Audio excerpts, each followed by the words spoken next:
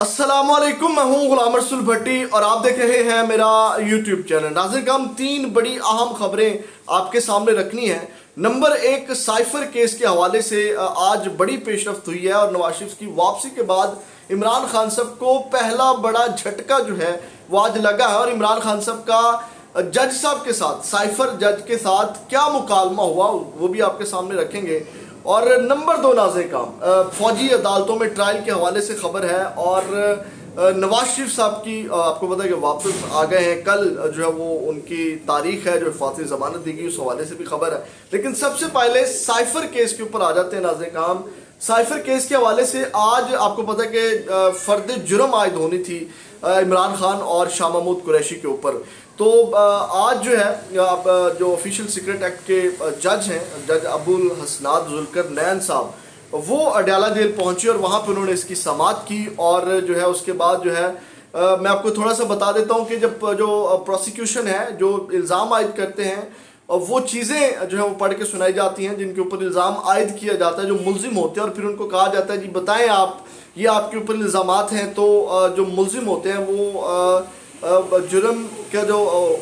جو الزامات ہوتے ہیں ان سے انکار کرتے ہیں، تو اس کے بعد جو ہے پھر وہ فرد جرم عائد ہوتی ہے، اور اس کے بعد پھر ٹرائل شروع ہوتا ہے۔ تو عمران خان صاحب کا اب اس کے اوپر جو ہے وہ موازنہ بھی شروع کر دیا گیا تحریک انصاف کا، کیونکہ اس وقت پھر ایک بار پھر جو ہے وہ بہت ہی ایک کہہ لیں کہ ٹف سچویشن ہوگی عدالتوں کے حوالے سے، کیونکہ ایک سائڈ پہ نواز شریف کو ریلیف دیا جا رہا ہے، دوسری سائڈ پہ جو ہے وہ عمران خان کے اوپر سختیاں کی جا رہی ہیں۔ تو یہ چیزیں جو ہیں وہ اب مزید بہت زیادہ ڈسکس ہوں گی، اور اب جو ہے اس کے اوپر جو ہے پھر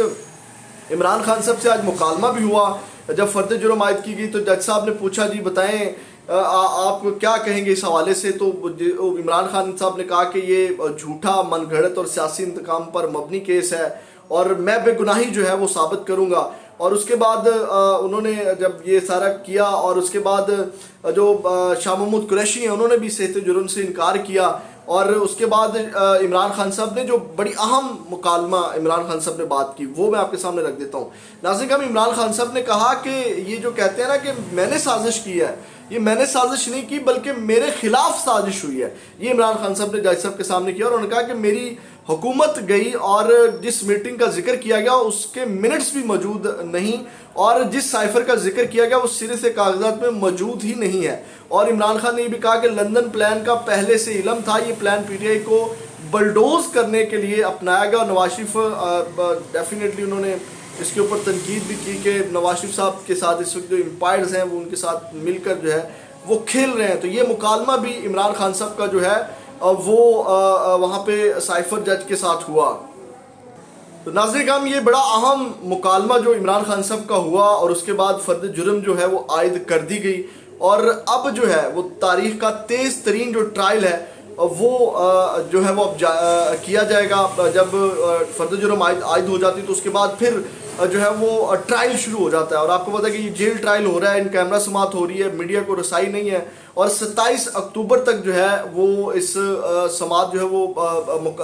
ملتوی کر دی گئی ہے۔ تو 27 اکتوبر سے اب جو ہے وہ 28 گواہان جو ہیں وہ جو ہے وہ اپنی گواہی دیں گے، اور اس کے بعد جو ملزم ہیں ان کو بھی آپ کو پتا ہے کہ کیا موقع دیا جائے گا، اور اس کے بعد جو ہے اس کے بعد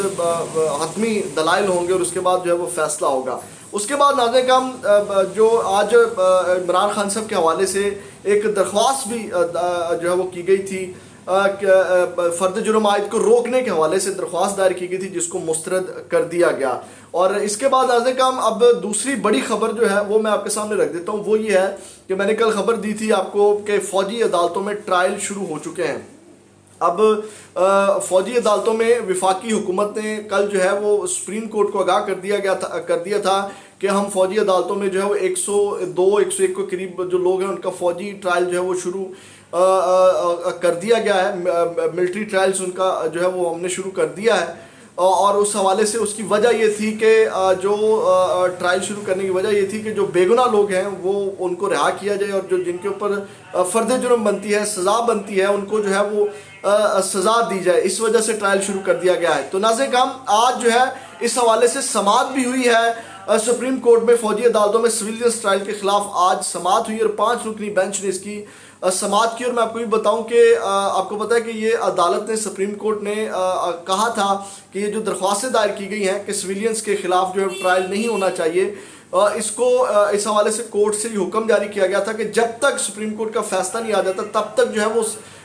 ٹرائل نہیں کیا جا سکتا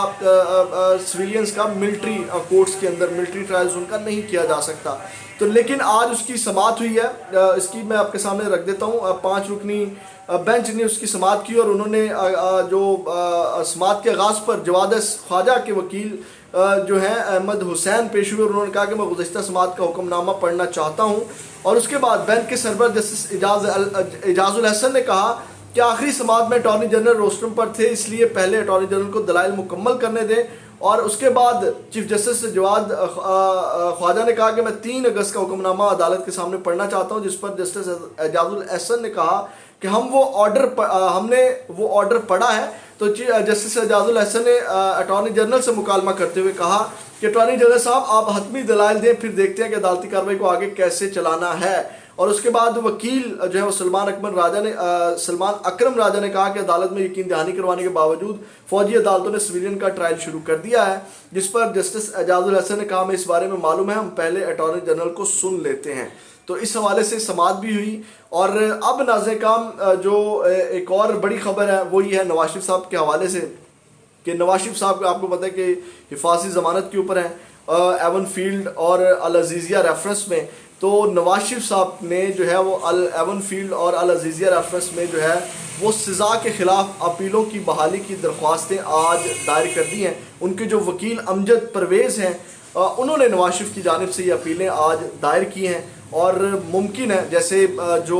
سہیل وڑائچ صاحب ہیں ان کی جانب سے بھی تجزیے آ رہے ہیں کہ جناب نواز شریف کو لایا گیا تو وزیر اعظم بنانے کے لیے لایا گیا، اور وہ 4تھی بار کے وزیر اعظم ہیں۔ تو اب کل جو ہے وہ اصولی طور پہ تو بنتا ہے کہ وہ جیل جائیں، وہ سزا یافتہ مجرم ہیں، وہ ان کے اوپر جو ہے وہ رسیدیں نہیں دے سکے، وہ جو مطلب کہ وہ مجرم ہیں، تو اصولاً یہ بنتا ہے کہ وہ جیل جائیں۔ لیکن کل بھی آپ دیکھیے گا کس طرح عدل و انصاف کا قتل ہوگا، اور نواز شریف صاحب کو جو ہے وہ ریلیف ملے گا۔ اپنا بہت زیادہ خیال رکھیے گا، اللہ نگہبان۔